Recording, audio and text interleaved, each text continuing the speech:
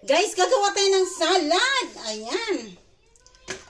Ayan, ito ang apple natin Ayan Tapos, may pipino tayo. At may strawberry tayo. At higit sa lahat, may lettuce tayo dito, guys.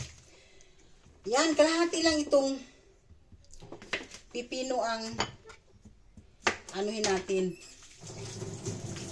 Ilalagay natin. Hindi ko na siya, guys, Ayan. Lalagyan natin. Tanggalin natin ang buto, ang ating seeds ng pipino. Ayan, gagawa tayo ng salad para sa ating merienda ngayon. Ayan, gagawa tayo ng salad, guys. Ito na, in-slice ko na yung apple. Ayan, may apple tayo. At ngayon, cucumber na naman ang ating ang ating i-slice. Ayan.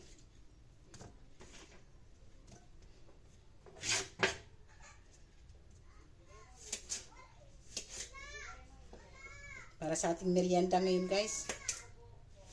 Mag-imbento na naman tayo ng ating merienda. May mayonnaise ako dyan, guys.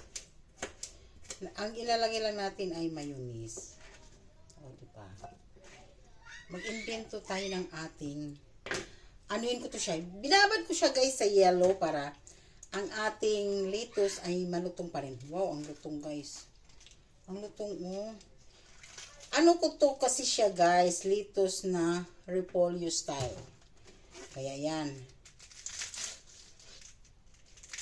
Yan, natin, i-slice din natin para maganda. Tapos ilalagay ko rin siya, ipi-platings ko siya yung medyo ganda nito, guys, yung parang repolyo style,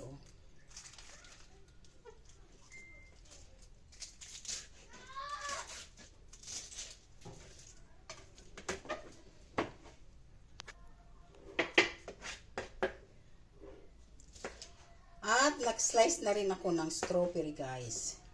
May nilagyan ko na rin siya, guys, nilagyan ko na rin siya ng mayonnaise. Ayan. Nilagyan ko siya, guys, ng strawberry.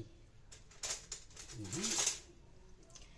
Tingnan natin kung masarap na lasa ang ating salad. Napakalutong ang ating pag kayo'y naggagawa ng salad, guys, ng lettuce, ibabad nyo muna siya sa yellow. Pagkatapos ng hugas, ibabad nyo siya sa yellow. Napakasarap, napakalutong. Ayan, ang lutong-lutong niya. Diba? Ayan, ang ating salad.